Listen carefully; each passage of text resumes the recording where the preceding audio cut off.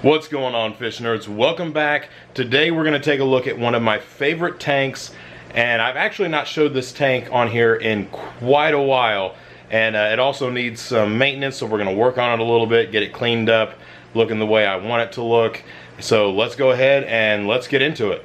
Alright guys, so this is my 20 tall Nano aquarium. We've got some Exclamation Point Rasboras hanging out here behind the Anubias. They're pretty skittish right now because I was just now cleaning off the glass so you guys could see in here a little better, and they're all kind of spooked right now and hiding out back there, but they're a really cool little fish. They dart around a little bit, and they're not swimmers in the sense of zipping from one end of the tank to the other side and all that. They kind of dart 1 inch this direction, 1 inch that direction, 1 inch this direction. So if you're working with a really small tank, a lot of people ask, you know, what can I keep in a 5-gallon tank? These are the type of fish that I would recommend for a 5-gallon tank because they don't go for long stretches of swimming. You can see they just dart here and there a little bit, which they are kind of hiding back there, but very neat little fish. I love watching these guys.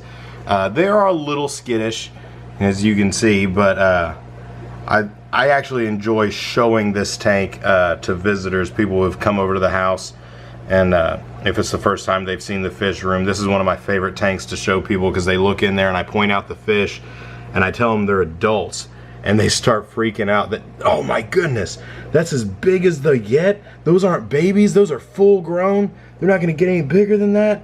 And I tell them, yeah, that's as big as they get. They're only about as long as a thumbnail, and they won't get any bigger than that, which is just, I think, really cool to have such a tiny little fish.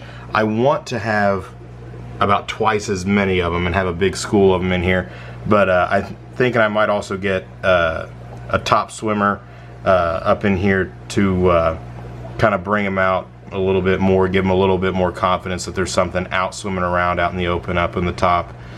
And there's a shrimp swimming upside down right there, but you will see that there are a bunch of shrimp in here.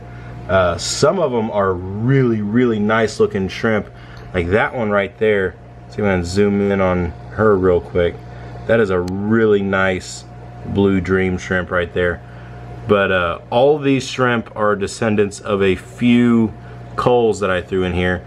Like this one, you can see that is definitely not a high quality shrimp right there, but just a few culls that I pulled out and threw in here just because I don't like getting rid of cull shrimp.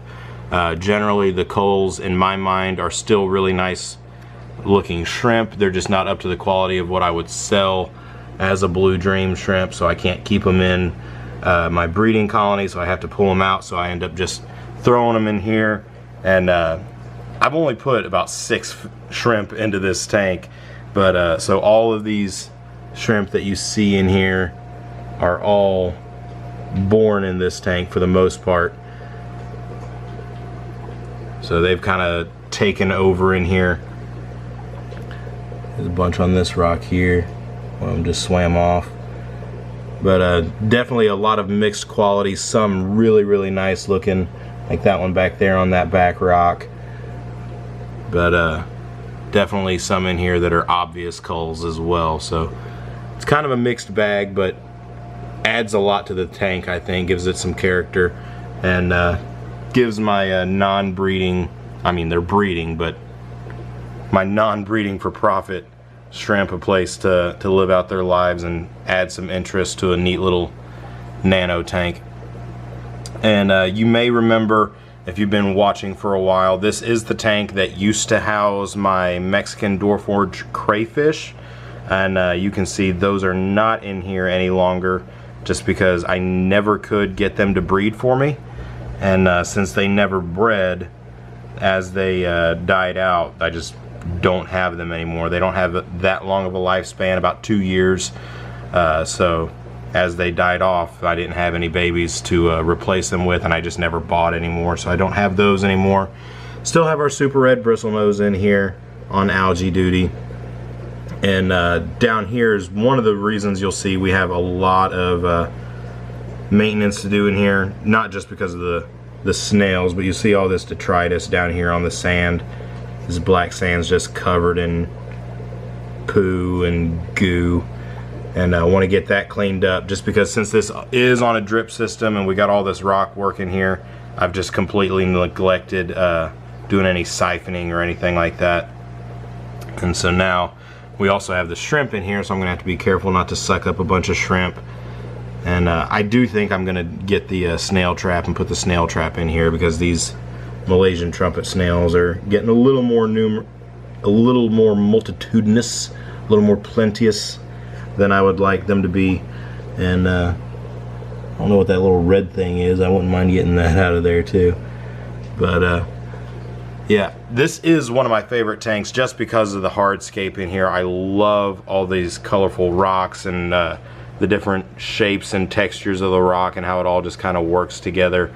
And I've gotten that comment from visitors who've come in and looked as well, that they really like the way this rock work is. And I just have to agree that I think this is a really nice looking tank. My Nubius is suffering a little bit. You can see some of the leaves have some holes in them. They're looking a little tattered and that kind of thing, but a lot of that has to do with the other thing that I want to take care of in this tank as far as maintenance goes. All this duckweed. There is not a single square centimeter of open space at the top of this tank. It is all 100% duckweed everywhere. A good ½ inch thick of duckweed. It's just eaten up with it, which the shrimp like it, so I'm gonna have to be careful not to pull any shrimp out there as well when I pull out the duckweed. So I'm gonna have to be careful on top and bottom not to accidentally pull any shrimp out of here. But gotta get this duckweed under control, get a lot of that pulled out of there as best as I can. You know, it's duckweed, so there's no way I'm gonna get all of it, but if I can get almost all of it, I'll be happy. That way my Anubias can get some light. I'll be able to see in this tank, because really it's just kind of dingy looking right now with that light being filtered through all that duckweed. And I don't like that. I don't like for it to look dingy. I like this tank too much. I enjoy it too much. I want it to be brightened up and I want it to look really good. So we're gonna get that duckweed out of there. We're gonna siphon off the bottom here to get all this muck off the sand. And we're gonna make this thing look a whole lot better. A few moments later.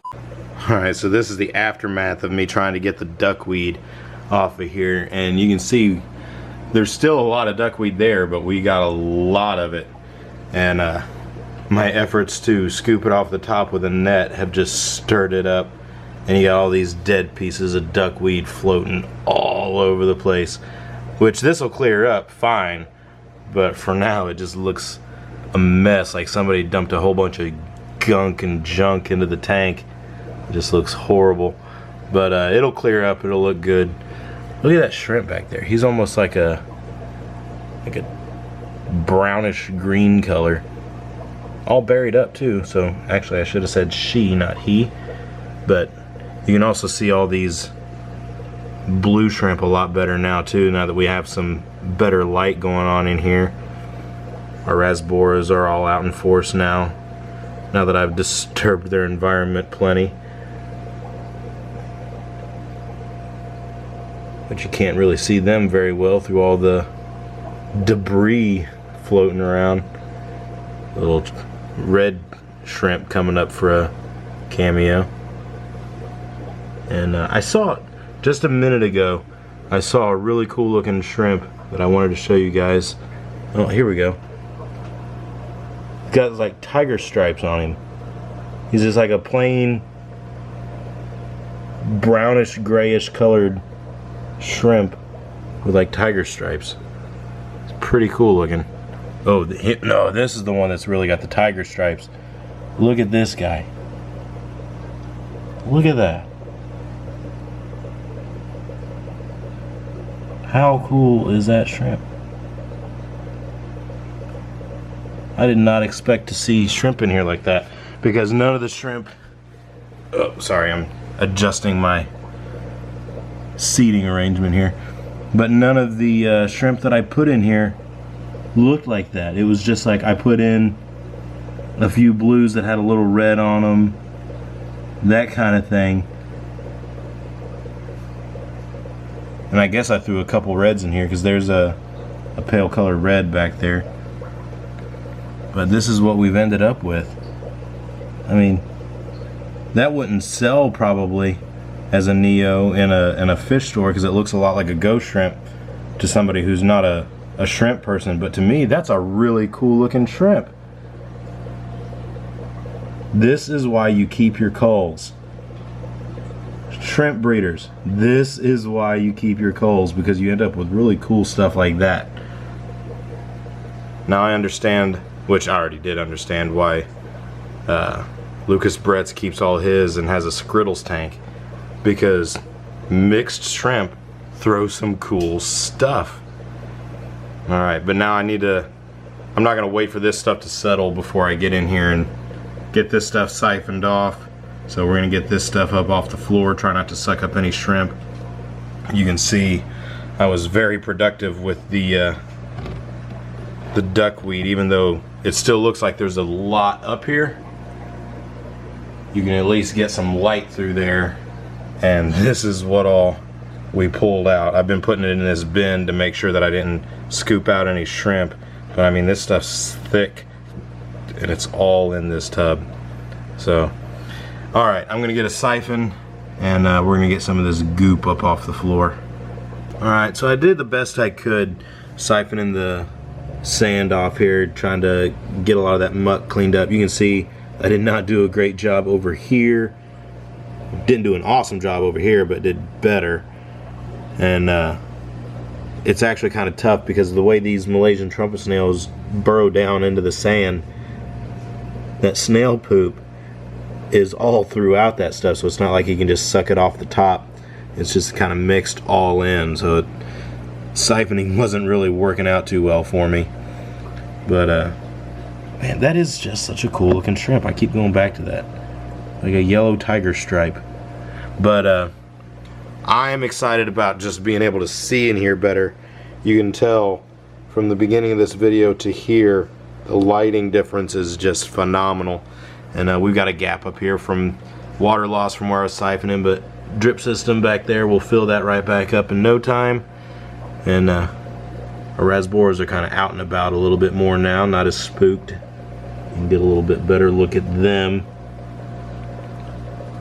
But I do think that I'm going to get a top dweller, maybe something like a clown killie, or if you guys have any other suggestions, throw those down in the comments below. Something that'll make these guys a little bit more comfortable. They'll be out and about swimming around the top of the tank. But I love this tank. I like the hardscape. I love all the rock.